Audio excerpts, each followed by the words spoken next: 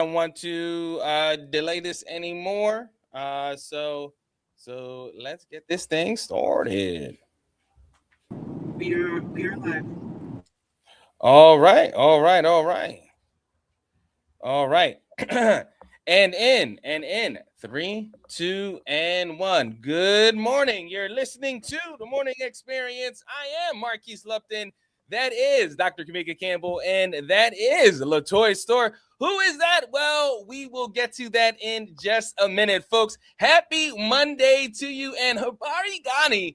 Happy Kwanzaa to you as well. Thank you for joining us on the Morning Experience on this holiday Morning Experience, folks. We have a jam-packed show for you.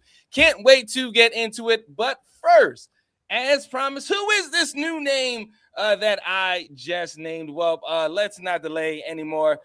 Madam Latoy, tell folks who you are, where you been, and what you did. All right. Well, my name is Latoy or Toy. I go by Toy. I am a Philadelphia content creator, blogger, freelance writer. I do a lot of things as well as a podcaster of Conversations with Toy. I have been, I guess, quote unquote, in the game for over 10 years, and I'm excited to be here. This is not my first time, obviously, recording, as you can tell by my voice, but I am glad to be here, and I can't wait for you to listen in and find out more about me. Yeah, so where can folks follow you? Where can they consume your content at? Sure.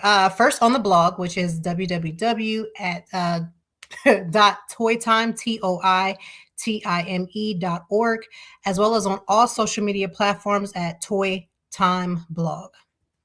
Oh, dig it, dig it, dig it. Welcome, welcome, welcome. And folks, our favorite doctor, Dr. Kamika Campbell. How you doing today? I'm doing okay. Just getting over being deathly ill, but here I am. Oh yeah. We actually are going to be talking about that.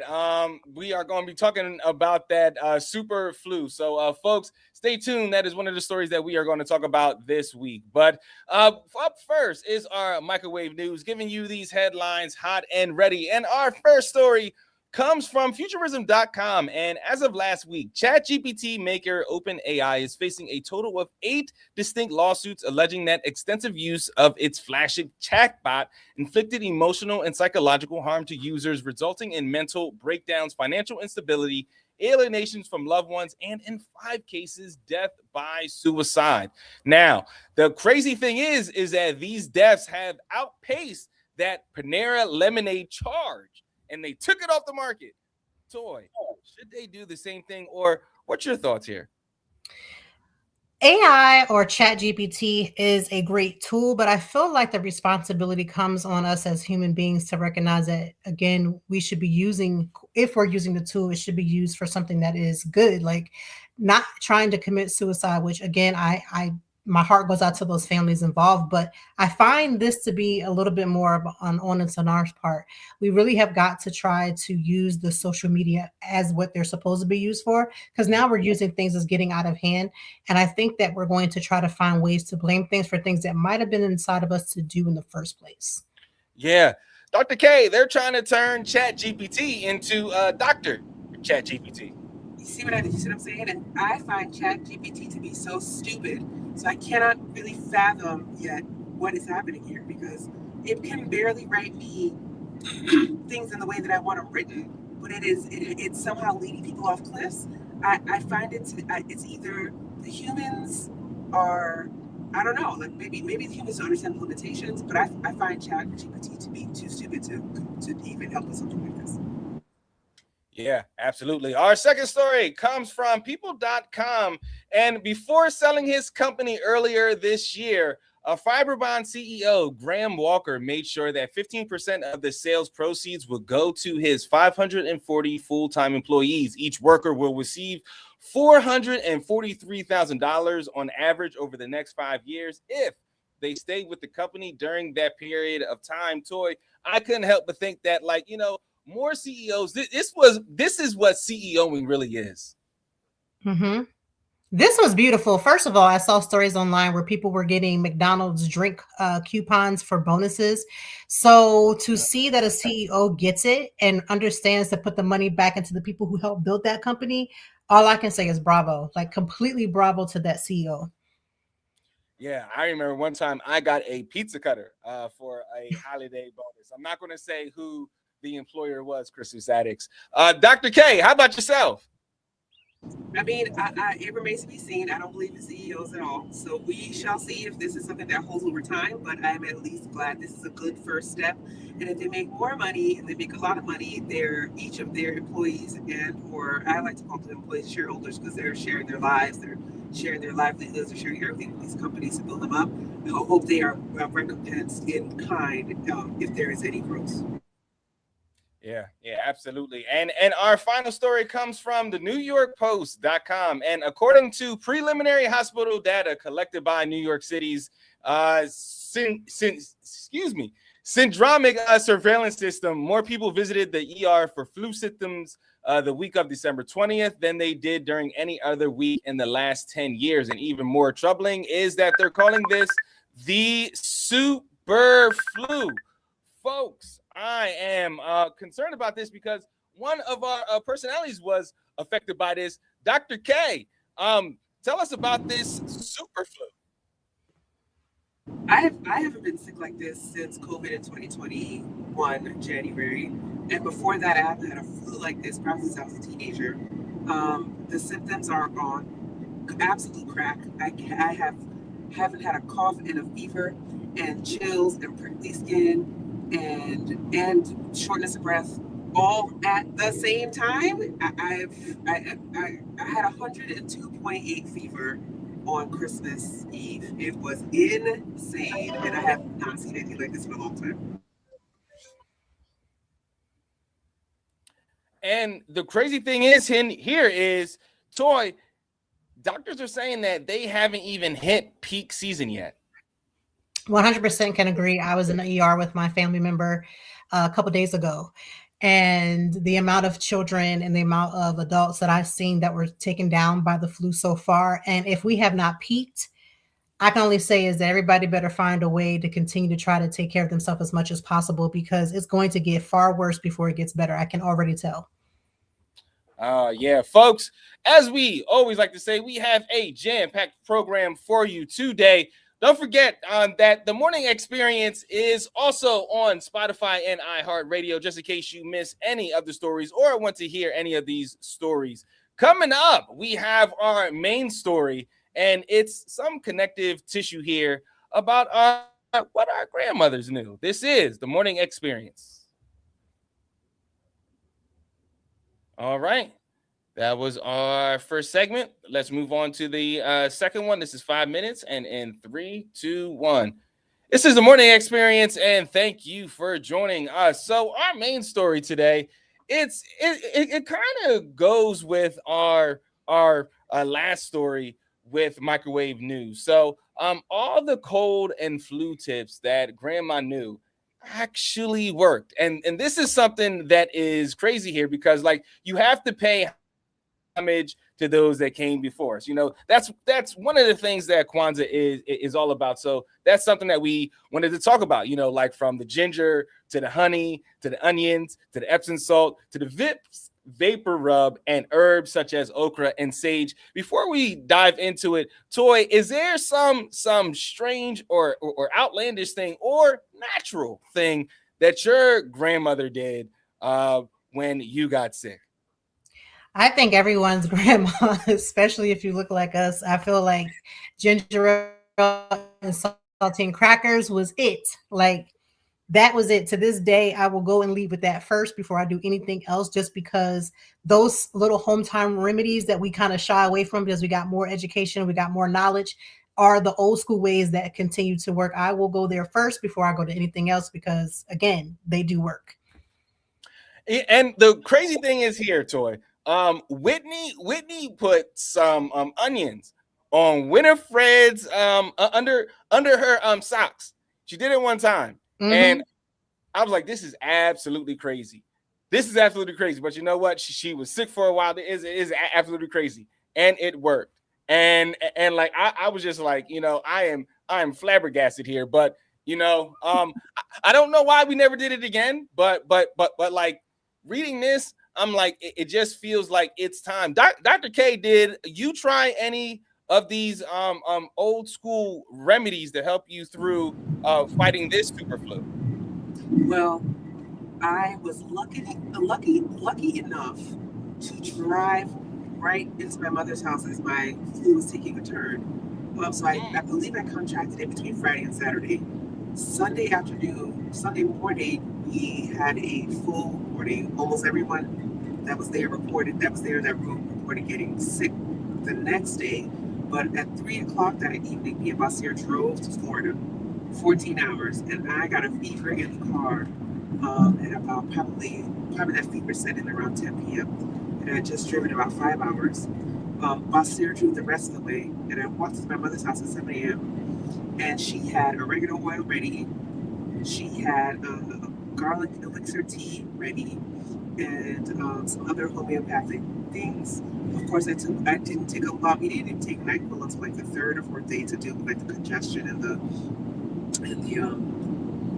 congestion and the coughs and the fever, because it's really important. Fever control is super important. So whatever you can do to do that, it's an Advil for that.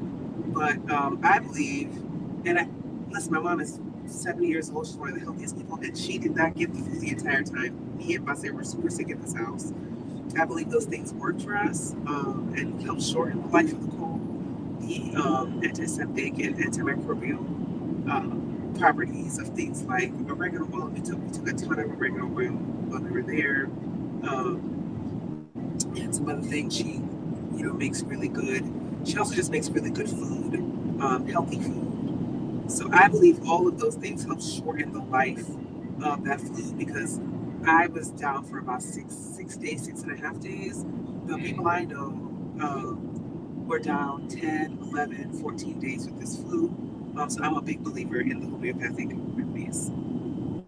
Oh, folks, we are going to talk more about these old school remedies, because I will also say this: there is a friend, a dear friend, sister of mine. Shout out to Charlene. Like our daughter again, Winifred, was down, and she gave her this golden milk, which was like a turmeric and like almond milk and like something else, and she boiled it, and I swear, like the baby just jumped right back up and like started doing a dance, and that was that. But folks, stay with us. We got so much more. This is the Morning Experience. All right, that was the first five. Let's get right back to it. Second five, and in 3, 2, 1. This is the Morning Experience, folks. I want to thank you for joining us on this Monday. We have Dr. K with us. We have Toy with us as well. And we are talking about these old school remedies that your mama or your grandmother used to give you when you were feeling quite under the weather. 'Tis the season to get sick. So, folks, we want to make sure that you stay healthy this holiday season. So, one thing here that really stood out in this article is the chicken noodle soup. And why does chicken noodle soup work so well? It is a classic. Is it the chicken? Is it the broth? What is it? What is your go-to, Toy, when folks get sick in your house? Elderberry is our go-to, but chicken noodle soup has been it is a staple because it has everything combined in one dish. You got protein, you got a good dose of vegetables, you got everything like grandma and mama says you need. And I feel like although it's comforting to eat as well when you can't keep certain things down, I also feel like again it's giving us the basics, the bare bone basics that we need. And like grandma and them used to say, it'll fix what ail you. So I feel like that is the go-to. Yeah. And do you add like the ginger ale and the saltine crackers to Hmm. that as well? So then Absolutely. why is that? Why is that a combination? Do you add a sandwich to it? No, no, no, not a sandwich. Because by the time you get to the sandwich, I feel like you're a little bit better. But Yeah. yeah, I think the soup, the saltine crackers, the ginger ale, it just literally is a combo. And I don't know what it does. I can't tell you, but I just know that grandma and them was not lying. That's all I know. Right, They weren't right. lying. It's like they knew something that we don't know, but we just gonna pass it down. Like, I don't know why it works. It just works. Dr. K, you said that these remedies cut your thing in half, cut your sickness in half. Oh, do we have her? Dr. K? Can you hear us? All right. Well, I will continue. And in three, two, one. Some other things that work here, Toy, is black seed oil. There is somebody at all around A1. She says that I haven't had a cold in years. Black seed oil and oil of oregano will protect you like no other. If you are traveling or feel a cold coming, take zinc and elderberry to strengthen your immune system. So, are there some supplements that you take, that your family takes to stay well, especially during this time, because this is like the height of well, apparently not. It's not This is even the height yet. Remember, it's yeah, coming. right. It's just the beginning of cold and flu season. Well, like I said, elderberry is a go-to, and I feel like if you think about it, think about like emergency and all that stuff that we take when we're taking a flight. There's a notion for it. So we'll do all those things when we're going to travel. We do all those things, but we're not doing it on a regular basis. And the question is, why not? Like, why are we not boosting our immune system so that we know we're about to listen? We're about to go deeper into the flu season. So if you haven't, this is the time to start boosting your immune system so that you can fight being sick. This is the time to do it. Yeah, yeah, this is time to do it. Dr. K, where do you land on getting the flu shot? Yes or no? Oh, can you hear us, Dr. K? All right. Well, I'm gonna keep on going, and in three, two, one. This other thing that I was talking about the last break with Winifred. This golden milk. It is a trendy drink called golden milk. It is a turmeric latte or golden latte made of turmeric and vegan organic almond milk. This golden combo is a long time Black family favorite for cold season. Now, I'll tell you this. I've been Black for a long time, but when she introduced this to me, I was like very much so in my 30s, and I was like, this is new to me. Is this golden milk new to you, or have you known about this?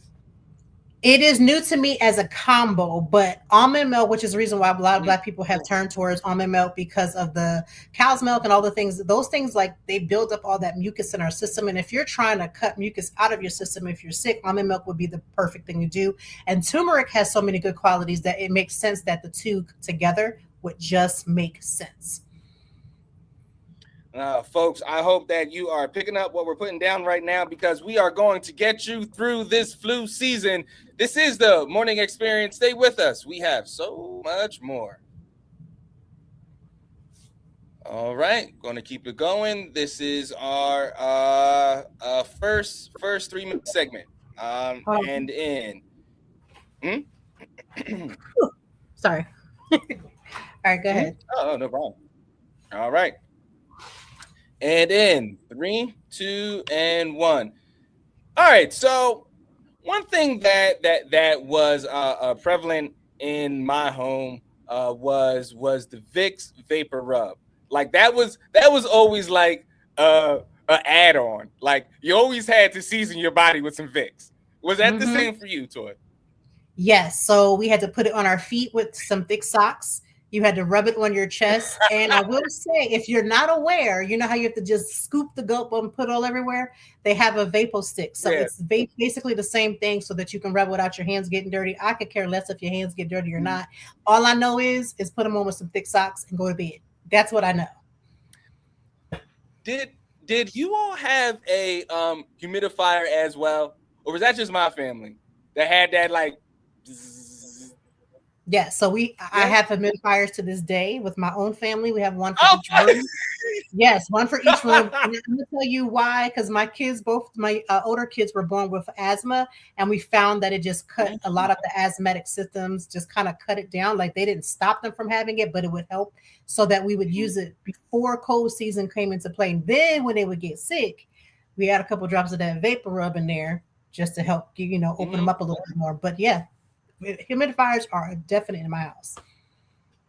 Oh, Toy, you are just solidifying just everything that my grandmother like was doing. And I thought that she was crazy. I was like, you don't need to do this, Hmm. all we need is medicine. But she made sure, and then my mom doubled down. I always thought that it was like a hypochondriac kind of thing, because like my mom, like you cough around her, just one little she's like, up, hold on, First of Dr. all, Preston's you're not allowed to. got. Black folks are not allowed to cough around other people. The second you cough, the whole room, we're gonna want to be like, you know what I mean? Like, what you got? Like, what you got? Because that's the first, that's the first question. And then you'll hear everybody say, it's just a little tickle in my throat. They don't care if it's a Right. tickle in your throat or outblown, whatever. At the end of the day, the second you cough, you getting on one of them remedies. It is what it is. Oh man. And in a room full of us, if I have to cough, I will be red in the face I will go and to the hold that whole in. bathroom and hold it in, like drinking water. Like I will do whatever I can to stop it because as soon as you do, it's automatic judgment. It's automatic judgment. It's it's a wrap, especially in a post-COVID world. Folks, again, we got so much coming up. We have things that make you say, where Hmm. we talk about these hypotheticals and bring them into reality. This is the morning experience. All right. Second three, just keep it moving. And in three, two, one. Welcome back to the morning experience. And if you have not noticed now, folks, you should have your pen and pad out, or I don't know, whatever kind of apparatus that you write on, because we are just giving you the game on how to get through this cold season. Now, I held off on the good stuff until this one right here, because this one, it's a boozy one. It's one that you can have when you're sick and And when you're when not, not sick. And this right here is the hot toddy. It's a boozy, warm apple cider with rum and lemon. The hot toddy has been a staple for generations. While doctors wouldn't recommend alcohol for colds, Southern Black folks have been mixing up fresh lemon, honey, ginger, and cloves with a splash of whiskey or bourbon in a hot tea to break up mucus and ride out our sniffles. Toy, where do you land on a hot toddy? I'm here for a hot toddy. Yeah. Hot toddy is my go-to. First of all, I'm gonna drink a hot toddy just because it's cold outside and I want to Yes. warm up. If I'm drinking a little something before I go to bed, like I'm here for a hot toddy when I'm not sick. But when I am sick, I'm just gonna add a couple extra, sprinkles or a little bit, a little bit more of liquor in there because, again, grandma and them said it worked. Yeah. I ain't gonna lie because grandma, I'm not gonna tell grandma that she's a lie, and I'm gonna drink it. It's good, right? It's good. Oh man, it's just funny to really think like how far we came with science and technology and everything, and then there's these still old time favorites that really stick and hold true. Because I'll tell you this, America, when it comes to chicken soup was my go-to after every long night of drinking, and 10 out of 10 times chicken soup brought me back to life.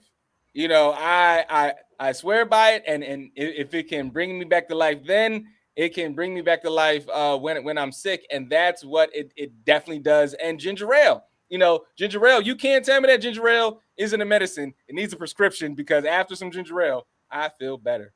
First of all, everybody knows the first question they're gonna have: did you get that baby some ginger ale? Did you get some ginger ale? Like you're not getting around that. You're gonna get some ginger ale and some prayer. Like it go together. It just goes together. So I feel like that's just like the go-to. I even had to question my kids. I was like, "What's the first thing you get when you're sick?" And automatically they said ginger ale, and I knew I was teaching them something. I knew I was Right. raising them right. Raise them up. Raise them up. Oh man. When we have the full squad here, I need to have a real conversation about. All right, well, we all know ginger ale, but now we need to get into the nitty gritty of what kind of ginger ale. Oh my God. So there's going to be judgments all over with. Everywhere. Everywhere. But folks, up next we are going to be talking about what needs to be talked about is the reason for the season, and that is Kwanzaa and what today is. So stay with us. This is the Morning Experience. All right, now we go to our first four for the second hour. And today is Ujamaa. All right, so I'll read a little bit about Ujamaa, what it means. All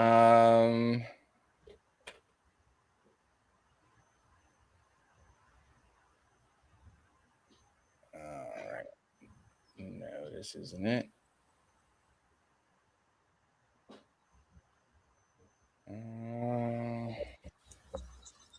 Yeah, I'm pulling it now.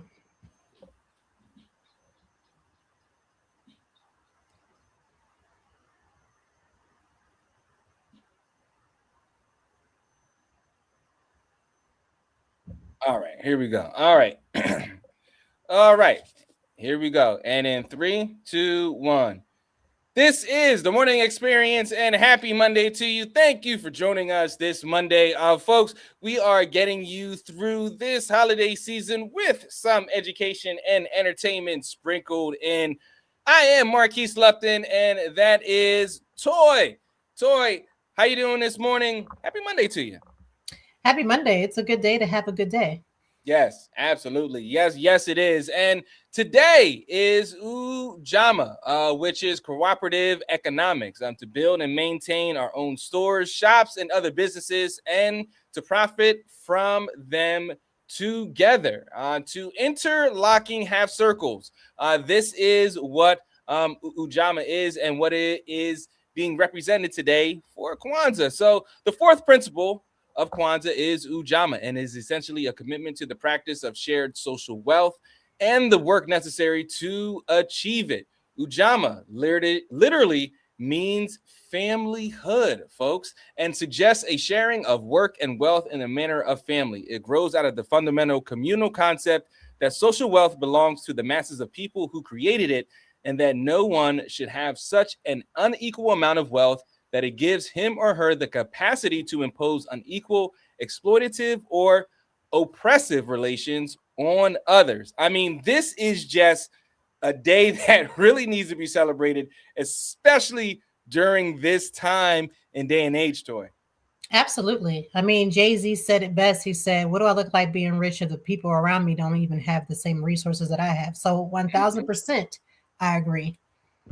And it's really funny that well, not funny, but ironic here that these principles, they stand so much more today. At least I feel, because it feels like, especially with our culture, being in this American experience, we're moving more towards a individualistic kind of thing, not a communal kind of thing, where it says here, sharing wealth is another form of commentary exchange, sharing and cooperating in general, but it is essential because without the principle and practice of shared wealth, the social conditions for exploitation and oppression and inequality, they can increase. And what we're seeing more and more here is like a era of me. No.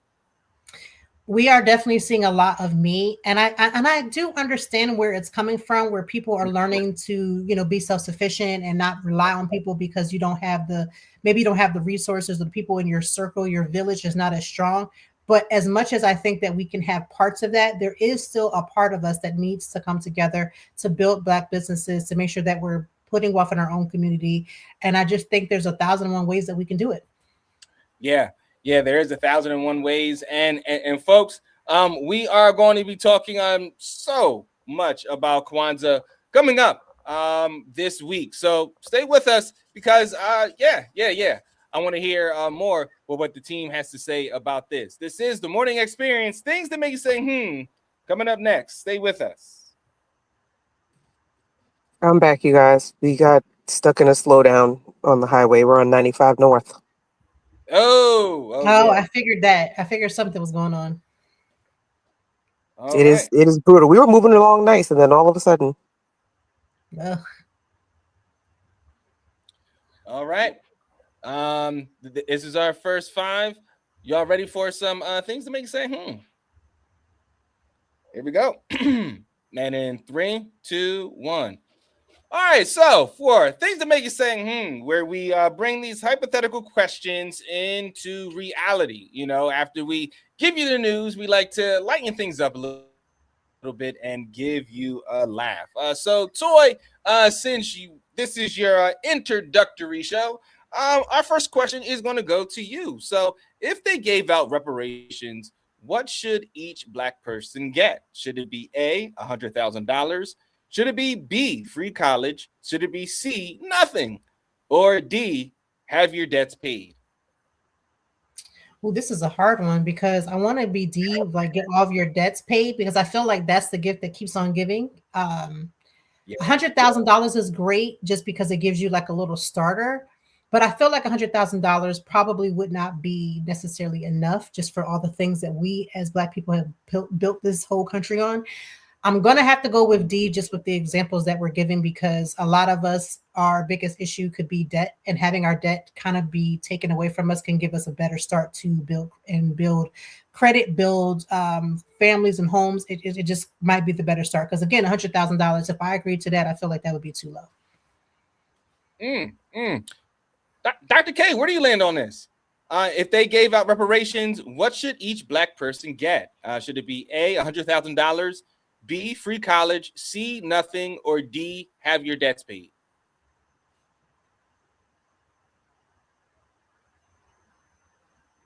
Yeah. All right. Well, I will answer it myself. And in 3, 2, 1.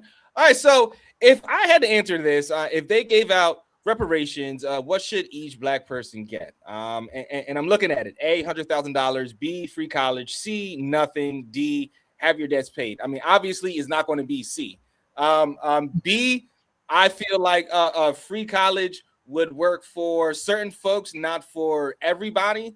So Right. like, there's this, A, $100,000; D, have your debts paid. When I think about myself, I'm like, all right, $100,000. I look, Toy, they can buy me off with that. That's my 40 acres and a mule. It would do us well. Like it's not like we can't use $100,000, but God forbid you're in debt that's more than $100,000. That you can easily be in that with your school loans. That is true. Oh, that is true. That's a bar. That is true. That is true. That is the point. Well, then I'm gonna have to go with D then. Have your debts paid. So, Toy, which? Oh, no, that is not the one. Which is the best actor or movie featuring the actor Leon? This is a good one here. Which is the best show or movie featuring the actor Leon? Is it A, 5 Heartbeats, B, Waiting to Exhale, C, Above the Rim, or D, The Temptations? Which is the best show or featuring or movie featuring the actor Leon? What was A one more time? A was 5 Heartbeats. It's a tough one. Yeah, it's a tough one. Like we all know Leon from A. I mean, not that we don't know him from all of them, but I feel like A and D is like the ones that we know. It's like ain't nobody come to see you, Otis. So right. I'm gonna have to go with The Temptations just because I feel like that's the one where people kind of gravitate towards. I'm gonna go with The Temptations. I don't know. I'm gonna go with them. I am gonna have to say A because I think that he played the same character in A. He played the same character in B. Played the same character in C and D. I think like that on the character. Yeah, he's typecasted. Yes. Yes. Yes. And he and whether that's the real him or not, whether he doesn't have range or I don't know, he played them roles very well. Too But good. I have to say, right, It was too right to good. the I don't point, understand. I don't know. to the point that people thought that people thought that his pictures of David Ruffin like that was the real David Ruffin to And that it really point that wasn't. It's a shame. and it wasn't and his character from Under Five Heartbeats was not a real singer as well. It's based off Right. of Rumor the Dells, but not a real one. Folks, we got more things to make you say coming up after this. This is the Morning Experience. That was a good one. Yeah. All right, this is our second second hour. And in 3, 2, 1. All right, so for things to make you sing, we're gonna keep this conversation going. And here's one for you, Toy. What's something that your grandparents cooked that always left a smell? This is a funny one here. Was it A, fried fish, B, chitlins, C, pig's feet, D, deviled eggs? This is this is hard. I'm gonna say probably more pig's feet than chitlins because my grandparents. I don't remember my grandparents making too much chitlin. My great grandparents did, but my grandparents did not. So I'm gonna go with pig's feet that left the smell. But I feel like chitlins isn't gonna be everybody's go-to because chitlins is the one thing everybody knows. Well, if they say if you don't clean it right, then it's gonna have a smell. So yeah. You know what? Traditionally, I would say B, chitlins. But I don't know what my aunties did this past Christmas party. Like they said that they made chitlins and everything, and you couldn't smell anything. So I don't know if I got there late, but they did they did something, and like I don't know if this was before those days. I would have said chitlins. So now I got to go with a classic, because this always happened, and I don't know why this always happened. I felt like my mom was always like quietly, passively attacking me here. But like every time I went out to the club as a kid, like she just had to fry fish. Like just it's just like every time to the point that like I have a phobia that like if My clothes are smelling like something, right? if anybody fries anything in the house, open up a window because I don't want my clothes. Listen, I air fried chicken 2 days ago. Air fried it, no grease, no nothing. And I swore to myself that I could smell the chicken in my clothes. And I don't even make that much quote unquote fried chicken in my home. So I don't know where, but I 100% agree. Like the fish smell is so serious. It's serious. Yeah. And then like growing up, like, you had those kids that, the fried chicken kids, the kids that like always smell like fried chicken, and like I had a phobia as well. Like I didn't want to be a fried chicken kid. Yeah, and I still to this day don't want my kids to be a fried chicken kid. I mean, it's when I tell you it's a rarity that I'm in this house frying anything, it's a complete rarity because of that. Like it smells good if you're going to stay in the house, but it's always you got to run out for something.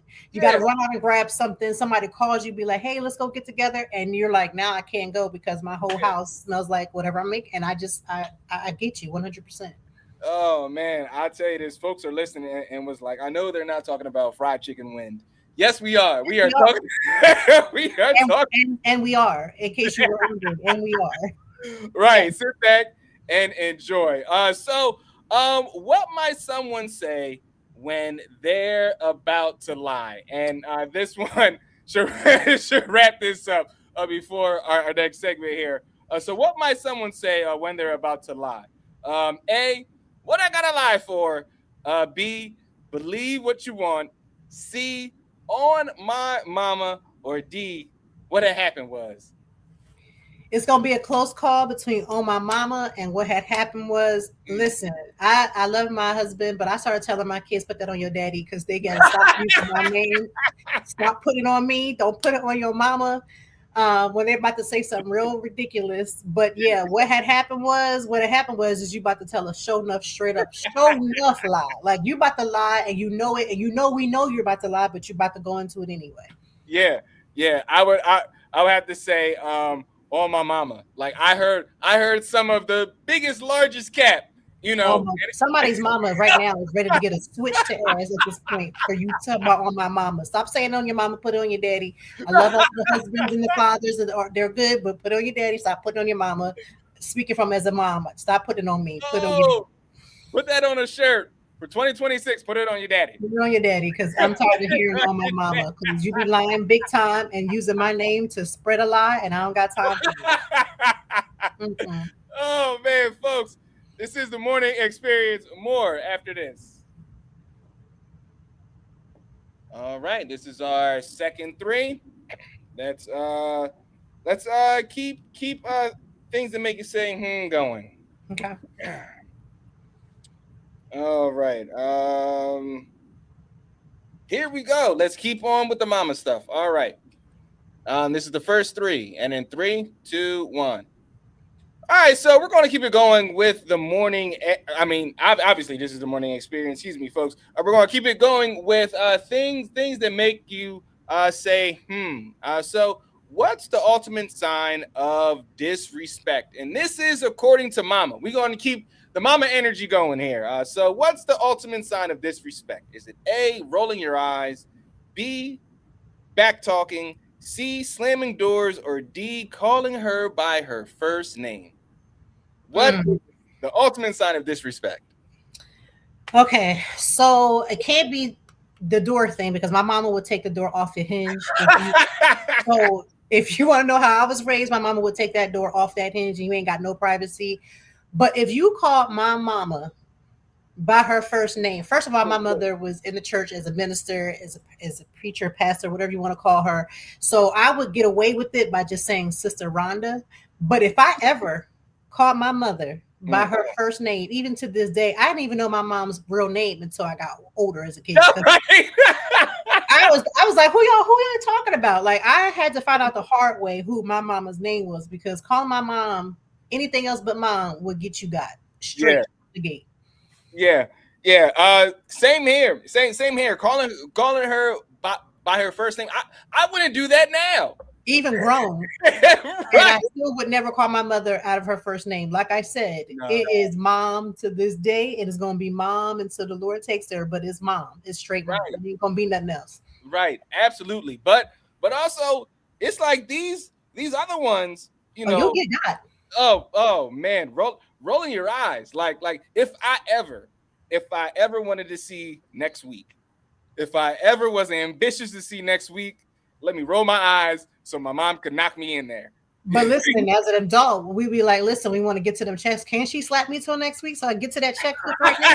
We would prefer for her to do it now so we can get to that check next week. But as a kid, yeah, no, rolling your eyes, it'll be in the back of your head, talking back, whatever. See, there's levels of talking back. Because if you even just repeat after your mom is talking, that's considered a talk back. To where like our kids have it a little good. They can explain things, they can talk a little bit. But back in our day, just even referring back, just be quiet. Don't say nothing. Just just eat it and just keep it moving. Because even just repeating or talking right after they talk is considered talking back.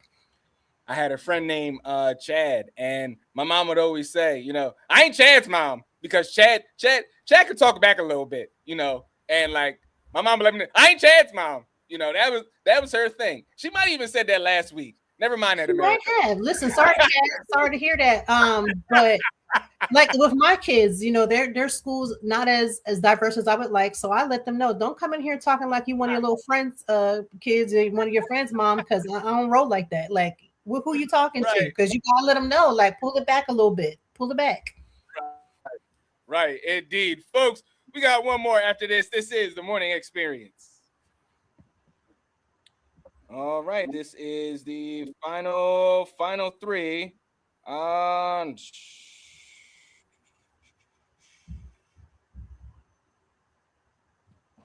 right, let's do this. And in final three, and in 3, 2, 1. All right, so we're going to wrap up things that make you say with this one question here. Which celebrity needs to quit with the plastic surgery? Is it A, Little Kim, B, Vivica Fox, C, Kim Kardashian, or D, Black China? Which celebrity needs to quit with the plastic surgery? Hmm. Off the rip, I'm gonna unfortunately have to say Little Kim because out of the four that you gave, hers is so prominently different than what she Yeah, was. Kim Kardashian just has yeah, a great surgeon. Whoever's doing her, I'm no lie. Like she looks. You could talk about all her things, but she don't look as bad or like it's not too detoured from what she was. But Little Kim, yeah. I wish Little Kim would know, like back in the day, like how beautiful of a brown skinned girl she was because she's literally gone from like 0 to 100 as if she's a part of Drake's team real quick. And I just want her to, I hope that this is where she's going to just be at, but that would be my one go to. Yeah, I gotta agree. Lil Kim, that is just heartbreaking because I mean she was perfect. You know, she did not have to change or alter anything. You know, that music industry, it is a peculiar industry, you know, and it can eat people up and it can spit them out. And you know, you look at her who was such a beautiful lady. Mhm. And just to see, you know, what they did. The other folks, I even feel that way with Vivica Fox as well. You know, I feel like Vivica Fox felt the pressures of Hollywood, you know, and really gave into that because I feel like she didn't have to do that. I feel like Vivica Fox is still at that place where you can tell that it's Vivica Fox, but you can look at her and see like, okay, she's aging, but she ain't really trying to let it go. So I feel like you can Yeah, kind of be like, we're gonna give you a pass, but don't do too much. Like, don't go nowhere else. Don't do nothing else. That's why I say with Vivica Fox is kind of a pass because you could tell she's aging because we all are going to age. People, listen, I got gray hairs. It's all going to happen. But I feel like we're right. not seeing like how our grandmothers and our aunties. My great grandmother passed when she was 95, and she was a beautiful woman. Like, and she didn't have none of that stuff. She didn't have no access. She ain't wasn't worrying about all that stuff, and she looked beautiful. So I don't know why we don't embrace the beauty. I get that in the industry is it's a whole nother cat, a whole nother level of things, but I feel like we should just start embracing our natural beauty, really. Absolutely. And let our celebrities age gracefully. Like you see people making fun of how they look and how they dance and everything. Like let them age gracefully, man. So this is the morning experience, folks. Yeah. Poor little All Kim. right. Right. All right. Final 30 is the outro. And then after that, we do Tuesday show. And then 3, 2, 1. I'm going to thank you for joining us on the morning experience. Toy, thank you for joining us this Monday morning. I hope that you'll be coming back. Hope we didn't scare you. I am not scared. I enjoyed it. So if you have me back, I'll be back for more. All right, folks. Well, you heard it here. Well, then she'll be back tomorrow for a Tuesday show where it's Topic Tuesday, and we'll be talking about did Snoop Dogg go too far? What do we mean by that? Well, join us tomorrow on the Morning Experience. I am Marquise Lupton. That is Toy Store. Thank you for joining us, and trust your dopeness. All right. Mr. Snoop So, Dogg, Lord Jesus. oh man, yeah. The Crip in all red. That took me out. Like, man. All right. 4 5 5 3 3. All right. Same old, same old. All right. Boom, boom, boom, boom.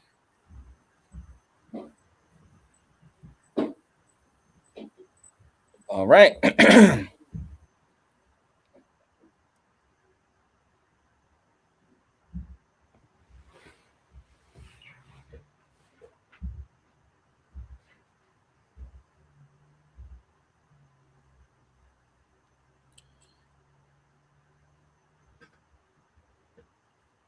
right. All right, here we go. From the top, Tuesday show. And in 3, 2, 1. Good morning and happy Tuesday to you. This is the Morning Experience. I am Marquise Lupton. And folks, as promised, she came back. Toy, what's going on? How you feeling this morning? I am good. Happy Tuesday. Glad to be back. Like I said, I wasn't scared, so let's get into the show. Oh, let us get into the show. Folks, you know that when we begin each show with the microwave news, giving you these headlines hot and ready, and we are not going to hold back. So our first story comes from the Grio, and San Jose is poised to pay $8 million to a college football player who was wounded by the police. A proposed settlement would mark one of the largest police payouts in the city history after a young athlete was shot while disarming a gunman, and later learned the officer who pulled the trigger sent racist texts about him. And Toy, they're saying that this shooting is more than funny because this officer sent some racist texts, as I said. Oh, well, I mean, I feel like in this day and age, there's so many that are so many closeted racists, and Yeah. especially behind that badge, it just gives them that power to do what they do. And the fact that this is the quote unquote largest, I really wish that we wouldn't even have to have these settlements in the first place. Because if we would act accordingly and do what we're trained to do, we wouldn't even have these issues. Yeah. And we see time and time and time again, we see police officers have restraint for other folks. We see the videos and we're like, man, if this was the black person, let's keep on going. Folks, our second story comes from CBS News. And an Atlanta-based church has eliminated $1.5 million in medical debt for families across Metro Atlanta, offering relief to more than 1,100 people struggling with financial consequences of unexpected illnesses and injury. Spirit and Truth Church announced the initiative last week, calling it a Christmas effort centered on compassion, justice, and community restoration. Toy. It's beautiful. First of all, I don't know how many people are on TikTok, but we saw so many stories of these churches that would fail to help, a Yes. woman with a baby. She's calling saying I need formula, and they're like, I don't know what to tell you because if you're not a part of our church, we can't help you. Having unexpected medical bills can make somebody literally go from paycheck to paycheck to not being able to put food on the table. And the sad part is that, this is something that is needed more. So kudos to that church for taking the call and doing what was necessary. Because in this day and age, people who say that they love the Lord and they're about God are not always spreading the message. So I'm here for it. Yeah, and this is why we're covering this story as well, because this kind of stuff needs to be put out there because that story really went viral. So something like this should have that same energy, but I fear it won't. Our final story comes from the Grio, and after years of living in a food desert and having to travel miles away for food, residents in North Flint, Michigan, can shop for fresh produce and groceries while supporting members of their predominantly Black community, thanks to a recently opened North Flint Food Market Cooperative. Now, Toy, when I lived in Philly, we were going to be a part of this food co-op. This is really like, grocery reimagined here.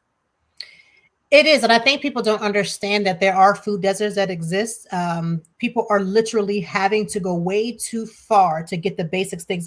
It's unlike us where we can go to our local shop, right? If you live in Philly or Giant or Wise, you have those ability to go get fresh produce, but we don't realize that there are people who don't have that access. And I feel like in this day and age, giving more and more people access to something that's so basic, it should be something that is celebrated, but we need to make sure that again, shouldn't be something that is just like done as like a nicety. It should be something that is a necessity. It's a necessity. Right. The basic need. Folks, as you know, it is Tuesday, and we have our topic for Tuesday. And our topic for Tuesday is: did Snoop Dogg go? It is Snoop Dogg too far gone? So stay with us as we dig into those details. This is the Morning Experience on a Tuesday.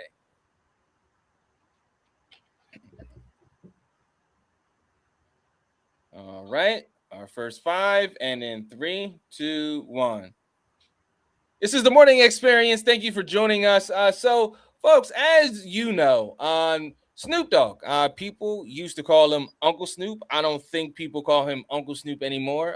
But he had a performance during the Netflix halftime show, and the people praising him, the people praising him and giving him his props for such a great performance have been those voices more of reflective of MAGA. And it just made me think here, like, when did Snoop Dogg become so attractive to that side, to those folks? And then I went back and looked at the performance, and what really struck me as odd here was, somebody like Snoop Dogg that represents, even though he may be so far removed from it, that represents Crip culture. He put up the seed during the Super Bowl, and he's there, Netflix halftime show in all red. This would be unheard of the Snoop Dogg that we all grew up with. It would be completely unheard of. I have never in my life even seen Snoop Dogg wear anything with red, not nothing small, nothing big, no nothing. And again, like you said, he is far removed from the gang affiliation. However, it's still a part of what was supposed to be his brand, his whole ideology. So to see that is weird. I want to try, but I'm not really going to help him out to say there was a Christmas performance. I'm not doing that. I think again, I don't know where he went left. I feel like the money, but it's like he got old money. So I don't understand where we're getting this at, where he's just doing things that's again so MAGA. Like he's literally just out there telling everybody, like, I'm here for it, and wherever the check is going, that's where I'm gonna go. And I, for one, just find that to be crazy. Yeah. And I feel like, the more that he does this stuff, the more of his legacy gets tarnished. But at the same time, though, I'm like, I don't think that he cares, because let's say that, Snoop passes. Not saying that I want him to or anything like that, but let's say that he does. All of this isn't going to matter, and he's going to be revered. He's going to be loved. He's going to be re-embraced by those that, let go of that embrace right now. So I still feel like people will call that out. Like I feel like at the end of the day, people still will call it out. I mean, remember when he performed for the inauguration, people were up in arms about it. And he said out of his own mouth, he did not care. He could care less about what people had to say or what people felt about it. So I feel like this is this is where he's headed. So even though he will be remembered, again, nothing's wrong with him. Snoop is alive and well, but when the time will come, he will be remembered for all the things that he has done, but it will have a tarnish. I don't think he can get around it. I really don't think he will. So do we say that this is marked by like Martha Stewart? That kind of kicked off this era, and we just saw this progression. And at first, we were giving Martha the pass, thinking she was bracing us, like she was coming into the fold. But reality is that she only really dealt with Snoop. It was really just that one and done. And their relationship was so odd that we just were like, oh, okay, well, she's cool because she took her punishment. She did what she had to do. But then it's just like, again, he's so far left. It's like there's really not much that can be said, because I feel like he's going to continue going way left, more left and more left and more left. I mean, this is just literally. I mean, he kicked it off with Trump, and now this is it's going to go left even more. It's just no way around it. Yeah. And it's going to be some more show me the money stuff, because he even has his own bowl game now. So I mean, it's going to be some more. And he's doing the Olympics. Yeah. Which probably would have never have happened if he had not aligned with everything that's going on right now. I feel like that wouldn't have aligned. Because remember back in the day, we have never seen Snoop in such spaces. And I'm all for him being in these spaces. If he was in the spaces being who he was, I would be like, yes, let us get in there, get us in there, but not at this cost. Like, not at this cost. Right. And it feels like, there's folks like Nelly as well that are falling into that same kind of phenomena here. But folks, we'll talk about that more after this break. This is the Morning Experience. All right. And we're going to do our second 5 here. And in 3, 2, 1. All right, so welcome back to the Morning Experience, and we are talking about Snoop and if he just went, is he too far gone here? And the general consensus really seems like Snoop is kind of too far gone. And Toy posed a good take here, where she said that the stench of how far he's gone, is to the point that he can't even come back. So my question to you is, does he think that it's worth it, or is there a devalue in black culture? I mean, he's proven that there's a devalue because he's showcasing it as if it is. And of course, to the masses, I feel like that's how they see us anyway. And he's just feeding right into it. If Snoop Dogg wasn't who he was, I feel like they wouldn't even, again, Snoop Dogg came into the game and he has done so much in the game when he first came on. And now we're at a point where he is just going to do whatever it is that he wants and he doesn't care. He said this plenty of times. I feel like they don't see the value in it, and then he's kind of high fiving it by doing what he's doing. And of course, I feel like they're Yeah. just like, don't worry about black people. They're just they don't get with the times. We're trying to bring more people into the fold, and I don't see the value in it. I don't see the value in what he's doing as a black person. I don't see it. I don't see it. And that's one of the main things there. Like, what's the value here? And What's the there end was game some for him? negative. What's the end game? Right, right. Where does this end up? There were some responses here, and they were talking about this online, talking about who is this new Snoop Dogg, who knew the halftime show for the Lions Vikings game would be better than the Super Bowl. Snoop Dogg is the truth. And you see a lot of those comparisons where they're saying, oh, Snoop Dogg's performance is better than Bad Bunny. Nobody wants to see Bad Bunny, and they're making this thing political and using him as a political ploy. And there has to be a moment where you have to think that, like, you know what? I feel like he knew that this was going to happen, and he chose his tribe. He chose his tribe and doubled down, just like some Stephen A. type stuff. And again, my question is going to still stand the same. What is the end game? Because at the end of the day, you're devaluing. Now they're saying this is better than the halftime show because again, it's all about devaluing the fact that Bad Bunny and all those things. But again, what is the purpose? Because we as a people are not getting anything out of this. He's getting more money, which he never really needed because he has old money. He's doing all these things to shuck it and jive it for master, and I don't understand what the point is. That's the whole kit and caboodle. What's the point? He's not putting a flag anywhere outside of making it more harder for regular black people to do anything. Yeah, and this comes from HungamaExpress.com, and they said that Snoop Dogg has found himself at the center of online backlash following his holiday halftime performance during the NFL Christmas Day matchup. Viewers took to social media soon after the show, accusing the rapper of lip singing during his performance. Several fans claimed Snoop's vocals appeared out of sync, sparking heated debates across X. And the criticism didn't stop there. The artist also faced scrutiny over his stage outfit, with some viewers alleging that his red ensemble symbolized MAGA politics. Wearing red on Christmas is MAGA now, on one user question. So people can say that, oh, well, he wore red because of it's Christmas, or he wore red because it's MAGA. I'm just surprised here that he wore red because, like you said, never seen him do that before. So it just feels like a complete kissing of the ring here. I mean, red is Christmas, okay? There's no getting around it. Christmas is red, red is Christmas. I don't know if again, if this was related to it. And I don't know if it's related to MAGA or not. I just know that we know the Snoop Dogg that we grew up with, the stuff that we were sneaking around listening to when we weren't supposed to. That was never a thing. I have never in my entire life seen anything like that.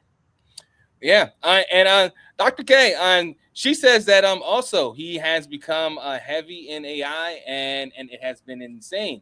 That his whole Facebook page is AI slop, and that's what you're seeing as well, folks. We are going to get into more about what Snoop is doing and his Snoop shenanigans. That was corny, but you like it anyway on this Tuesday morning. This is the Morning Experience. Okay, I'm pretending to be back for a little bit. We just passed 12 car accidents. That's insane. Ooh, child, be careful. Shit, I right. am not driving, so that's Okay, good. Shout out to my husband, my here. We love a husband that drives. We love being passenger princesses. Listen, amen. Like we said, put it on your daddy. Put it right on your daddy. All right. All right. So more Snoop. All right. Here we go. And in 3, 2, 1. This is the Morning Experience, and we are talking about, is Snoop too far gone? And there may be people that feel like, no. Snoop is not too far gone. This is exactly what he is supposed to do. This is exactly what he needs to do. This article from Talksport: Netflix disaster sparks fan fury during Snoop Dogg's halftime performance, and Netflix broadcast a lackluster game between the Minnesota Vikings and Detroit Lions, while Snoop Dogg's halftime performance drew mixed reviews. And again, we have some folks here that may be able to give us some commentary here. So, Isla, can you hear us? Are you available?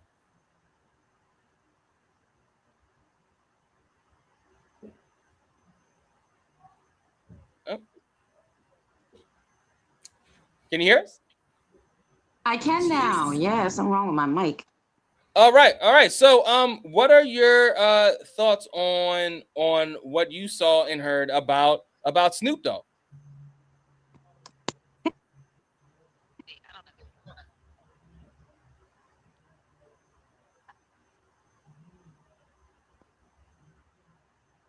Looks like your sound is out again.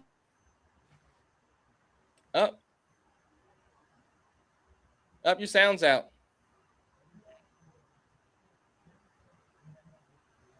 Up, your sound's out. Your sound's out. All right. Well, we'll take it to you, Dr. K. All right. So, Yeah. so Dr. K, you're you mentioned the AI slop, and then you mentioned your past feelings about brother Snoop. So where do you land on his performance and the backlash coming from it? Well, I'll tell you one thing: he's no Beyonce, because that Christmas show, she set the bar. You know what I'm saying? So I just want to say that one thing.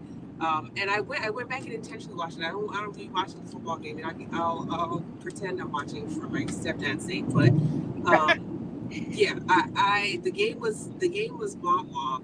And the halftime show is supposed to lift your spirits. People tune into the halftime show just like they do for the Super Bowl halftime show, right? Like, this Christmas show is becoming a thing, and it felt like he put into ChatGPT, can you please pull together all the most popular artists and let me see if they want to come, and put it into a halftime show. He's using AI to do everything, and it really is degrading the quality of everything he's doing. So it's very apparent. It just seemed kind of strung together. The best part was the Huntrix. For me personally, they were amazing, but even they were lip syncing and it was off. So I think everybody was having a problem hearing the sound in the stadium, because even the Huntrix, who can blow, those girls can sing. Even they were lip syncing and it was off. So it was just all around just not a well planned. Seemed kind of off the. Now I will say, the symphony was fire. They were amazing. They did an excellent job. Their artistry was, and their musicianship was on point. And they pulled the show together for everybody. The dancers were weird. Did not really like. I didn't know what the one old girl was doing up there. The one.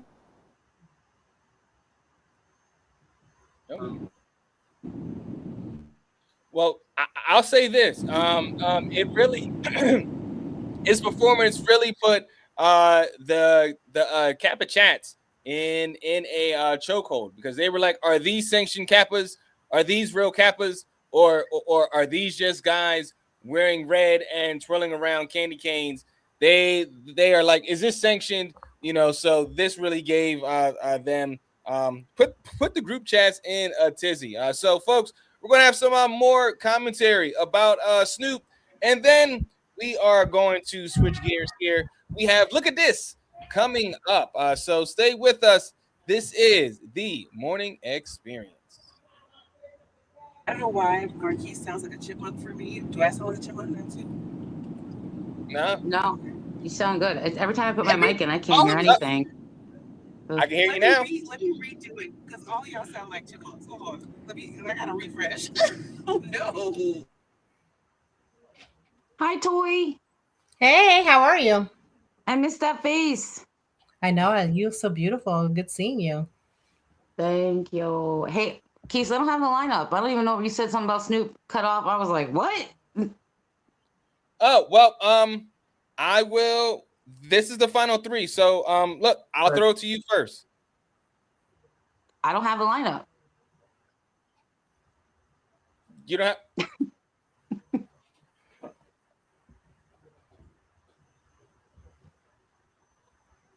Check my spam.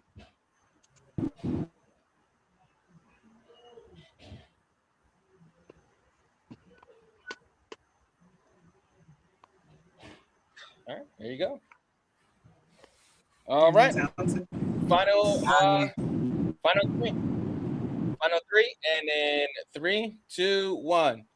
All right, so welcome back to the Morning Experience, folks. So we are wrapping up this Snoop Dogg conversation, and just what exactly is going on. And I don't want to poo-poo on the whole thing, because like you all said, it was a great symphony, but it just brought into question some things that, of course, we have to discuss here on the Morning Experience. And at the end of the day, what I really thought about here, when I thought about the Nellies, when I thought about now the Snoop Dogs, when I think about the Stephen A's and everything, is that I think that we need to we can keep the disappointment, because it definitely is disappointing, but at the same time, these are rich men, and the politics of it,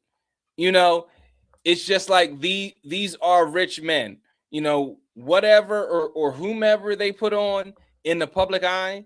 At the end of the day, these are multi-millionaire rich men, and they are going to protect their bottom line. And I'm still going to have the disappointment.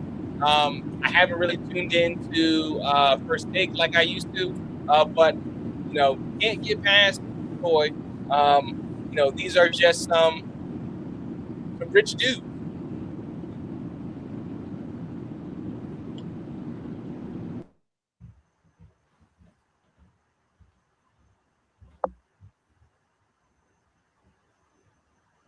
You talking to me? I'll set you up. Because there was it was a little. I'll set you up. All right. In 3, 2, 1. And Toy, I'm just thinking here, like, they're rich men, and they're just going to protect their bottom line, because that's what's important to them. The bottom line, protects their family. It increases their lineage, increases their power, and that's what ultimately they're going to protect and pursue, regardless how they're viewed by the culture. I mean, think about it with Nelly in the line, Country Grammar. Even he says, "Oh, let me in." Donald Trump, Bill Gates, let me in, and that's what he has stood for. And when you think about that in his previous or his very much current performance that he did at the inauguration, it aligns. And even when he was on his show, it was just like everybody's talking about this controversy, but he's just trying to secure his quote unquote bag. People don't realize that all money is not good money. And, as again, this is how the rich stay rich, because they're willing to compromise everything. I mean, even with everything going on in the world right now, they are literally willing to compromise it all. There's literally no integrity as long as the bag is being secured. And that's what we're going to continue, unfortunately, to see. Yeah, Isla, all money is not good money. That's a bar. Facts, but unfortunately, money rules the world. It's not peace. It's not love. It's not even war. It's just money. Money rules the world, and unfortunately, um, I don't know. Like when you talk about Nelly, and talking about country grammar, and how many other people in the limelight, whether they're musicians or actors or inventors, like sold their soul for networking. For it's not even so much what you know, it's who you know. Hence, i.e., our current POTUS. Like he was like he's so not the right candidate. But I don't know. I think it's kind of weird because on one hand, Sesame Street, who was showing same-sex couples and things like that, Snoop has his controversial side, as we know. He doesn't agree with that, but yet he was literally just high-fiving Elmo and talking about "what up, nephew" to Elmo. And it's just wild. It's just wild. I think a prime example is someone who's like Nicki Minaj. I mean, if we have to cancel her for her beliefs, why aren't we doing that to Snoop, to Nelly, to like what? And that is something that I'm going to bring up later in the week, because Chrisette Michelle, she caught it heavy as well. Folks, we got so much more. Stay with us. This is the Morning Experience. Don't mind me. That's because women catch it way harder than men. Yeah. Women catch Cat it. fight. Always a cat fight. They're gonna catch it. It's just crazy. I don't know. Let 50 Cent get downwind of it. I don't know if 50 is Mr. Petty himself. I'm shocked he hasn't like chimed Give in him or some brought up time. Give anything. him till Monday. He's making his memes. Just give him till Monday. It's sad but true. All right. This is our first for second hour, and we are talking about Nia. This is for our Kwanzaa conversation, the fifth principle. So I will key y'all in on the responses. So here we go. And in 3, 2, 1. This is the Morning Experience. Thank you for joining us, and happy holidays to you, and happy Kwanzaa to you, Habaragani. And as you know, we are doing this celebration on air so that you can learn more about Kwanzaa and how and why it's celebrated. So today, Tuesday, is the fifth principle in Kwanzaa, which is Nia, which is purpose, which is a commitment to the collective vocation of building, developing, and defending our community, its culture and history, in order to regain our historical initiative and greatness. Nia, again, means purpose, to make our collective vocation the building and developing of our community in order to restore our people to their traditional greatness. And Dr. K, what does Nia mean to you, and how do you celebrate today in your home? Well, each Kwanzaa principle is a building block. And so this principle to me comes with understanding, right, all the others. And Nia is so important, especially after looking at your place in the collective responsibility, landscape, right? If you're not understanding that, fulfilling your purpose is really hard. So for me, I did a workshop several years ago to help me understand my purpose in the community, right? And I know I am here to create a sense of belonging as an entry point for how we work together as people in the community. And so I try to revisit that every single year in the work that I do and everything that I'm doing in Harrisburg and the South Central Pennsylvania region and beyond in the state of Pennsylvania.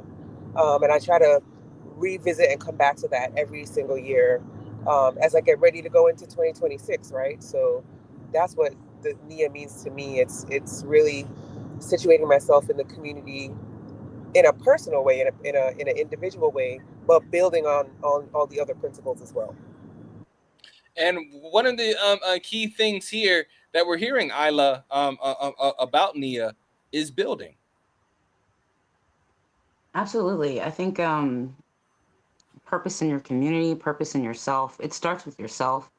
And I think anytime we can preserve integrity and morals and finding solid purpose in ourself, that is a positive attribute to our community.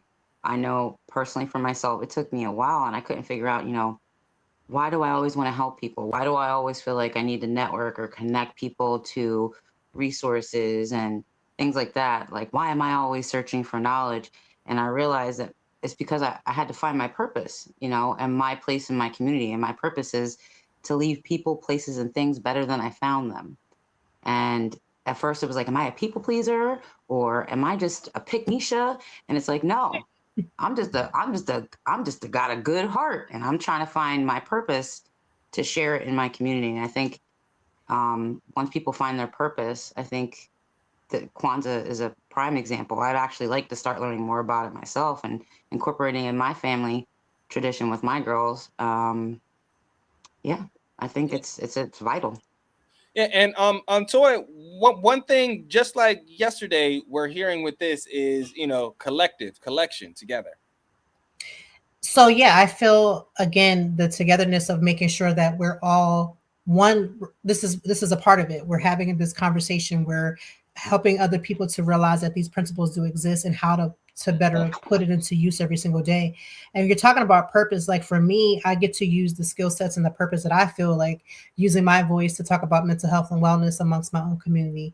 And I have taken on some more new interns for the year for 2026 so that they can learn the business, but also learn how to incorporate supporting Black businesses while they're doing content creation, while they're doing things. Because again, it's easier for me to, I will upcharge. I ain't gonna lie, I will upcharge somebody that does not look like me in a hot minute because that's just what I'm gonna do. But when it comes to making sure that I look out for the businesses that look like myself, I'm going to make sure that I'm giving them the same quality of work and doing everything that I can do, but also not overcharging, giving and sometimes a lot of it I'm going to do for free. I have a certain amount that I'm going to do for free when it comes to supporting Black businesses because I feel like, again, using my purpose of using my voice, but also making sure I'm giving back. I feel like all these things are tied together. And I feel like, again, those are things that we're doing right now that's going to help others too. Yeah, absolutely. For you, Isla, wrapping things up here. Nia, purpose. Your purpose, you want to learn more. I love that. I absolutely love that. Knowledge is power, even though it's money rules the world. Absolutely, folks. We have some more coming up, and we have a conversation and chill, where we are going to ask these conversation and chill questions and see how the team reacts to it. So stay with us. This is the Morning Experience.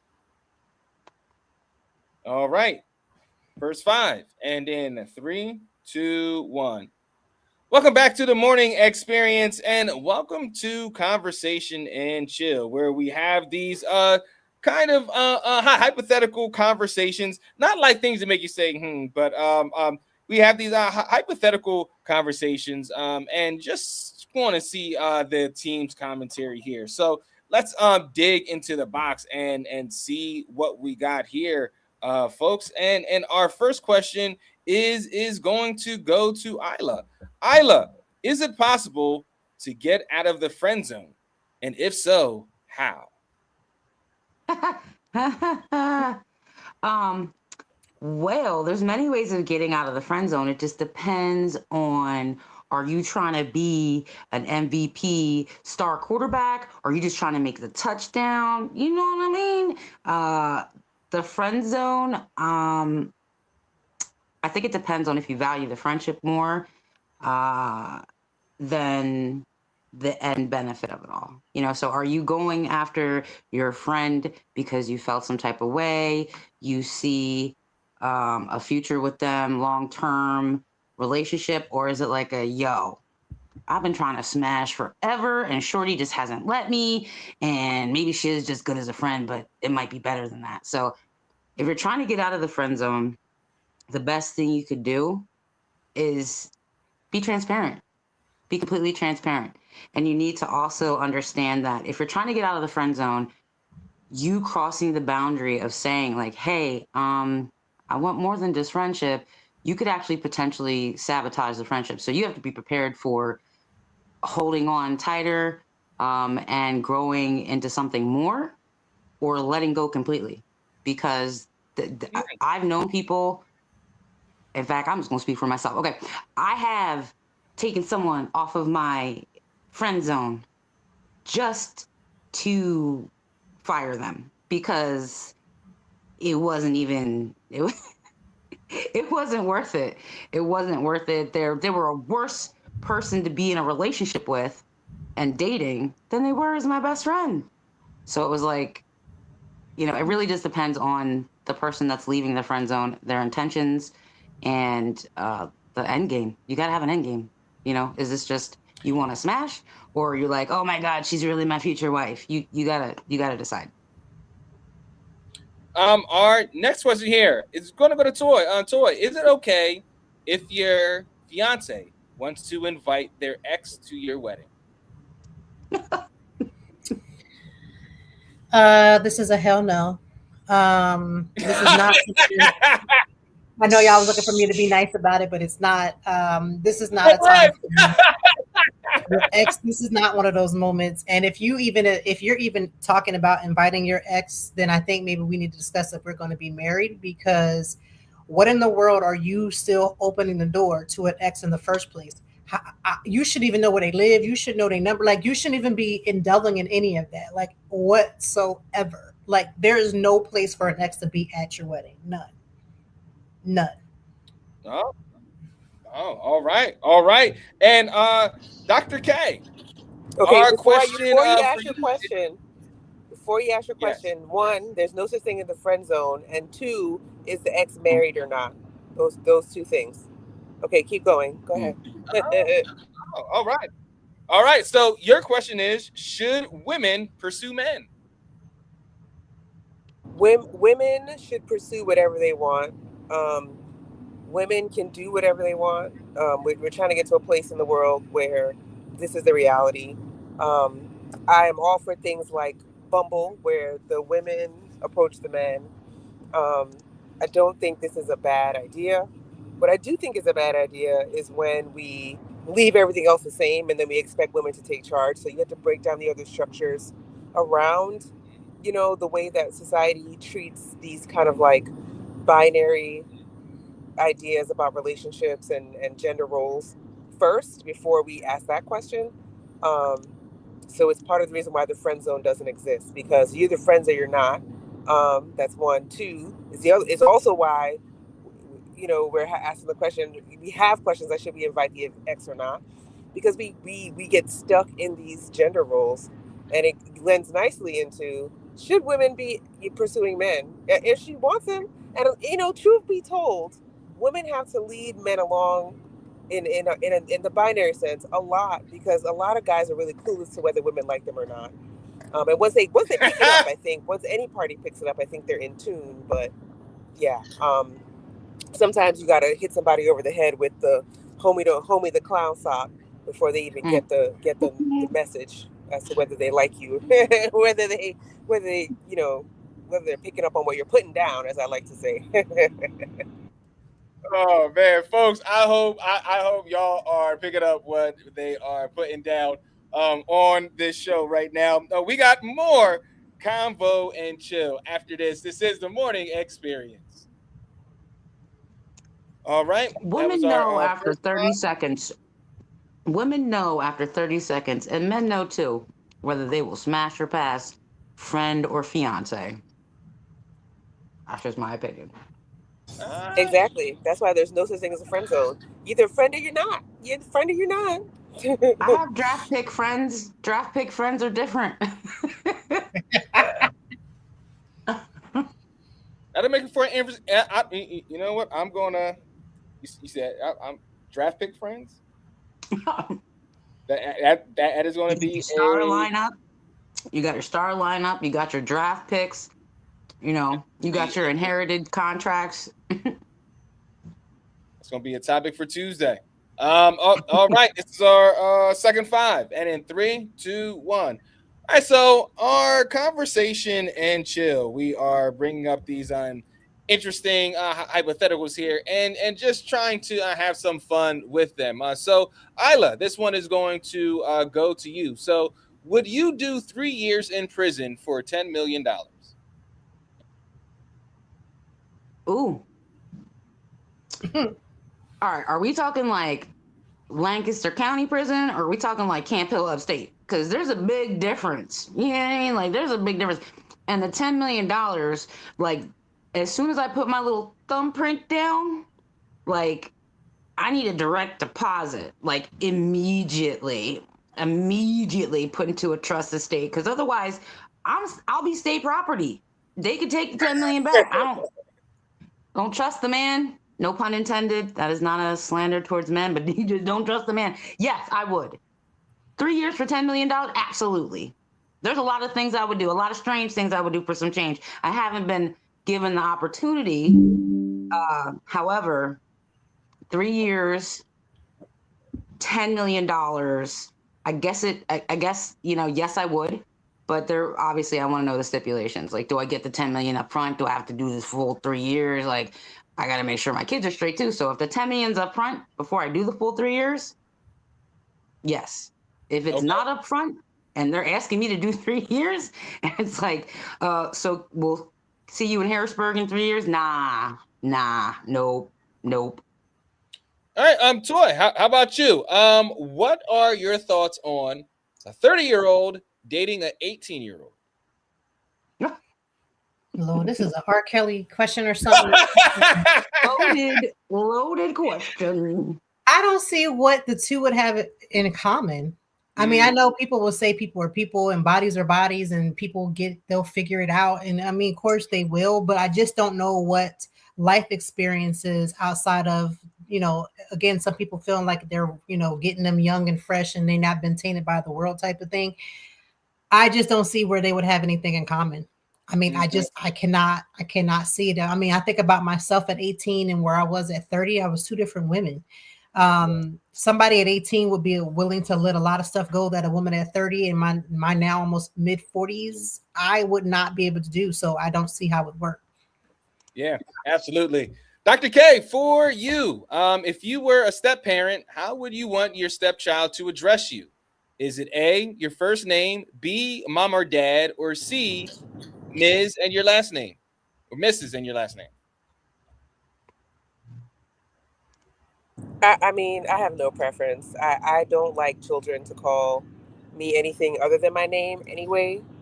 So if it's a stepchild, absolutely. They can call me whatever they like, but I'm not going to force them to call them anything. But if I have a preference, it's going to be Dr. Campbell. Especially when they're bad. You understand? No, that's right. Especially when. Dig it. And this last one is for all of you. Toy, I will begin with you. Isla, you can answer next, and then Dr. K, you can take us home. So, Toy, what is one thing you want to do next year? Ooh. I haven't done this in a while, so I am going to take a solo vacation next year.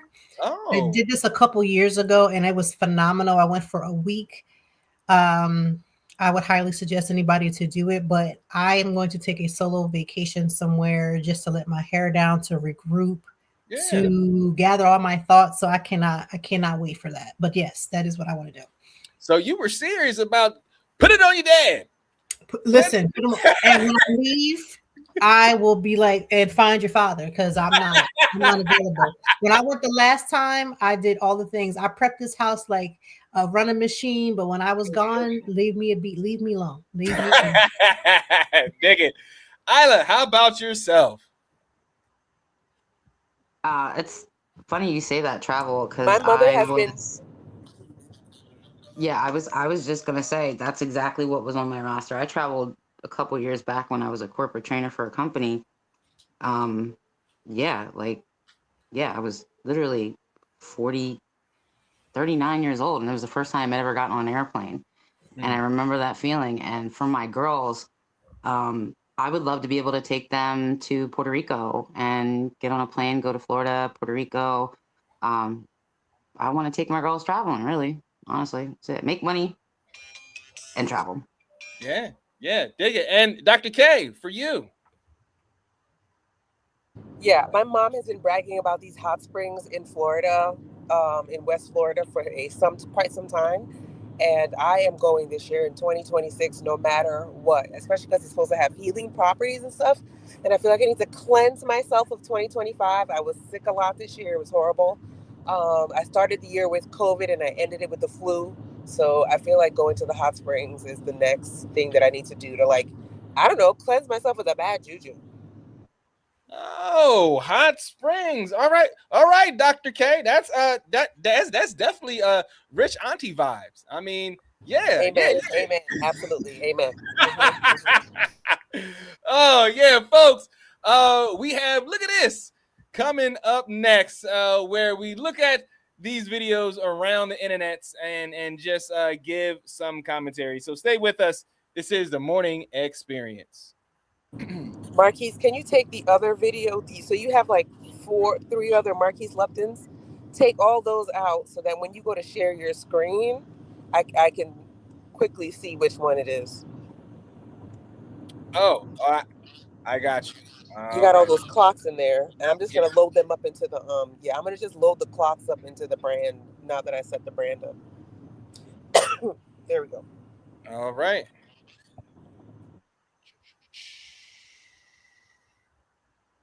I'm literally sharing this to as many public groups as I can. FYI, definitely share. Thank you, Candy. Also, by FYI, you both, if you guys, whenever you guys are here, you can stream to your own platforms with this setup. And we are currently streaming to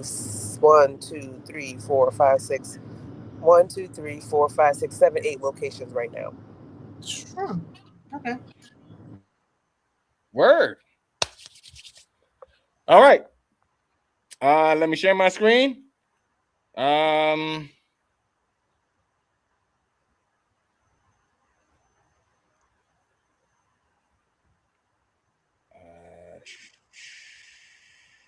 we go. All right.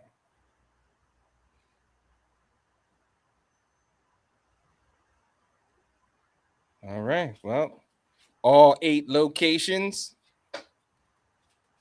Take a load of this. All right. And in 3, 2, 1. This is the Morning Experience. Welcome back. And this is a new phenomenon that is taking America by storm. Look at this, where we look at videos around the internet and we just give our commentary. So, team, look at this. Was a Marxist, and that he was a socialism, and a lot of the civil rights things that he advocated for were not really helpful. Now there's a lot of research to that, but we can argue about that. That's kind of what and also So, for our folks that couldn't hear that clearly, that was a teacher saying that Martin Luther King was a Marxist and that his policies really did not help America. This is in a class. Toy, look at this.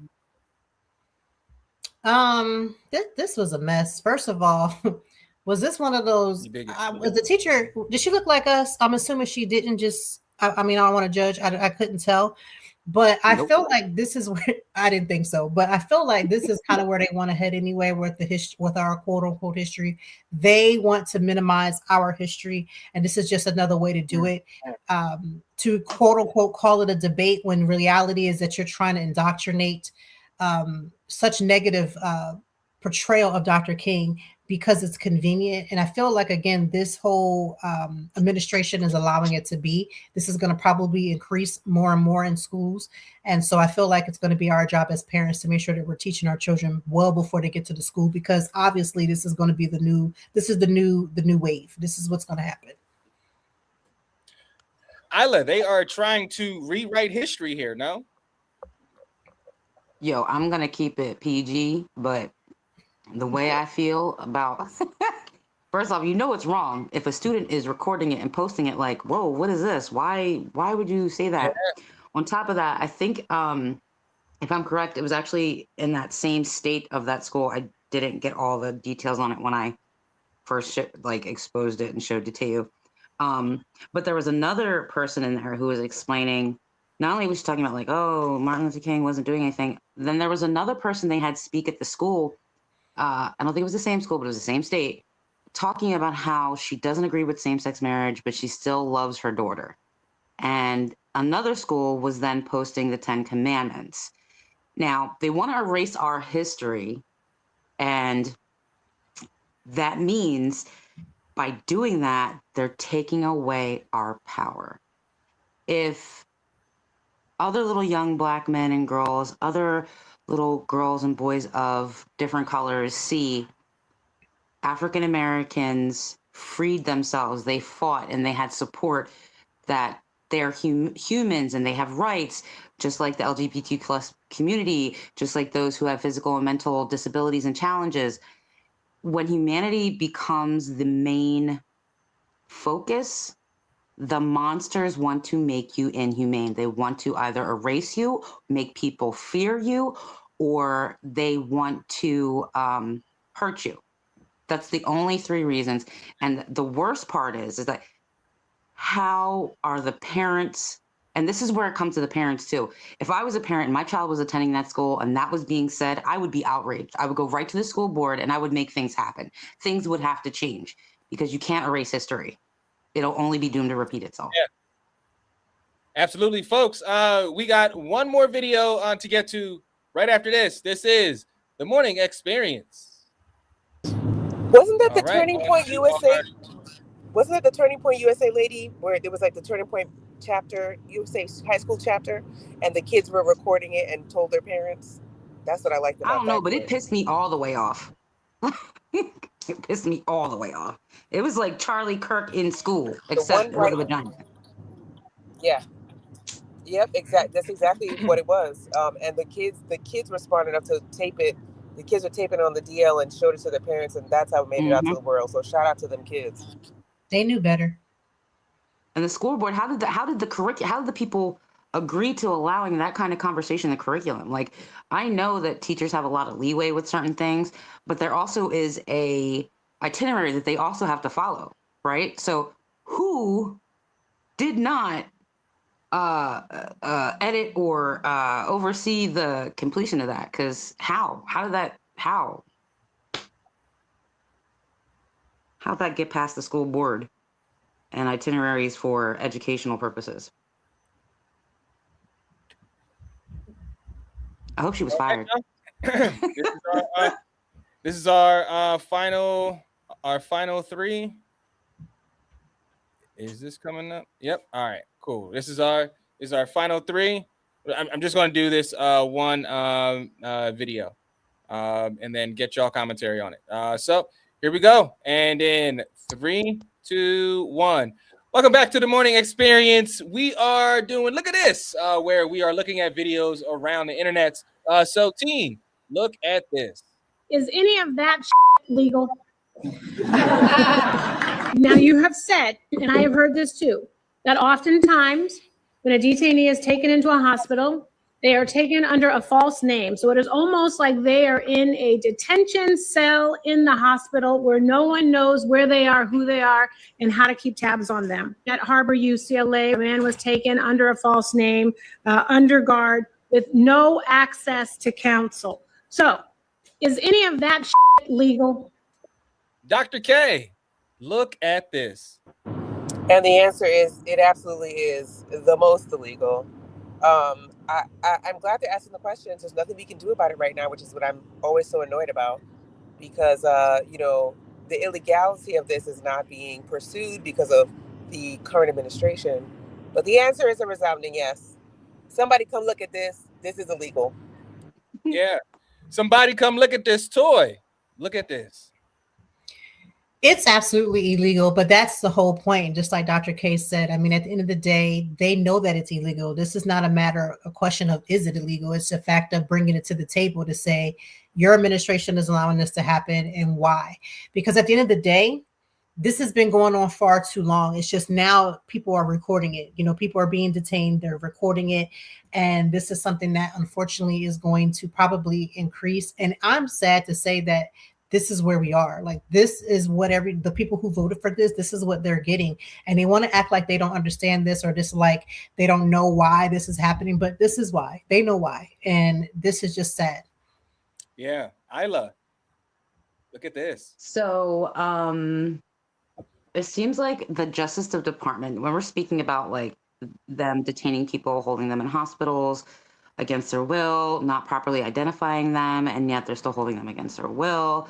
I think they said that as of right now, I'm not quite sure what state it was. They said over 83 U.S. citizens have been detained and deported. U.S. citizens detained and deported. So we're asking, is it illegal? It's not even a question. That is a rhetorical question. The thing is what the hell are we going to do about it?